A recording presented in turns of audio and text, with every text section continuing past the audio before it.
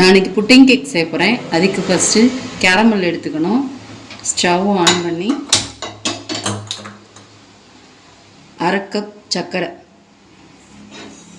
எடுத்து கொட்டியிருக்கேன்.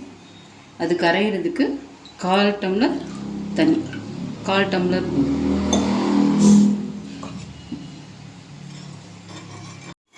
ஸ்டவ்வை மீடியமாக வச்சு கேரமல் ரெடி பண்ணணும்.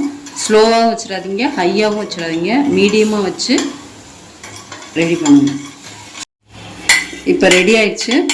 இப்போ இதை நம்ம புட்டிங் பண்ண போகிற பாத்திரத்தில் மாற்றிக்கலாம். இப்போ நான் இதில் தான் புட்டிங் செய்ய போகிறேன். இதில் நம்ம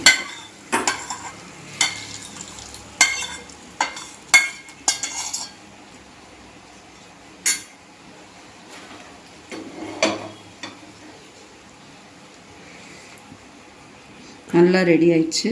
இதை அப்படியே கொஞ்சம் ஆற விட்டுறலாம். ஆற விட்டதுக்கப்புறம் புட்டிங்க்கு நான் இப்போ 2 முட்டை எடுத்துருக்கேன், அதை போட்டுக்கிறேன். இதை நல்லா அடிச்சுக்கலாம். காய்ச்சின பாலில் காய்ச்சி ஆற வச்சுருக்கேன். அந்த பாலில் 2 ஸ்பூன் ஜீனி கலந்துக்கலாம். 250 ml பால் எடுத்திருக்கேன், அதை ஊற்றிக்கலாம். காய்ச்சின பால் காய்ச்சி ஆற வச்சு எடுத்துருக்கேன். 1 டேபிள் ஸ்பூன் வெனிலா எசன்ஸ் எடுத்துருக்கேன்.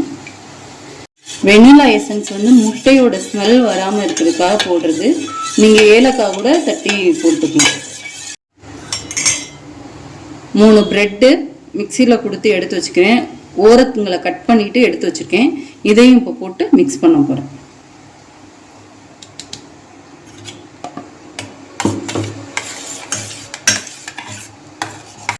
இப்போ கேரமல் சிரப் எடுத்து வச்சுருக்கிறதுல நம்ம ஆற வச்சு காய்ச்சி எடுத்துருந்த அந்த பாலை இப்போ அதில் ஊற்றிடலாம்.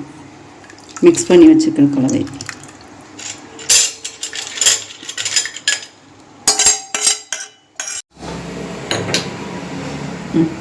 நான் இப்போ இந்த சட்டியில் தான் ரெடி பண்ண போகிறேன்.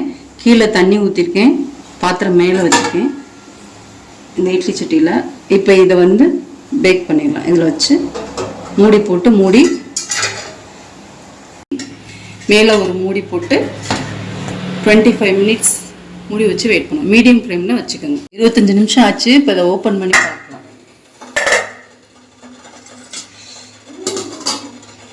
நல்லா குக் ஆயிருக்கு.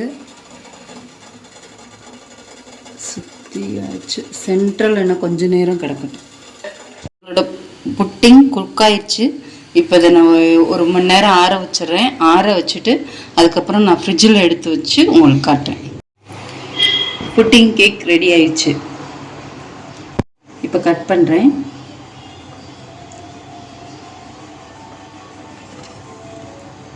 பாருங்கள் எவ்வளோ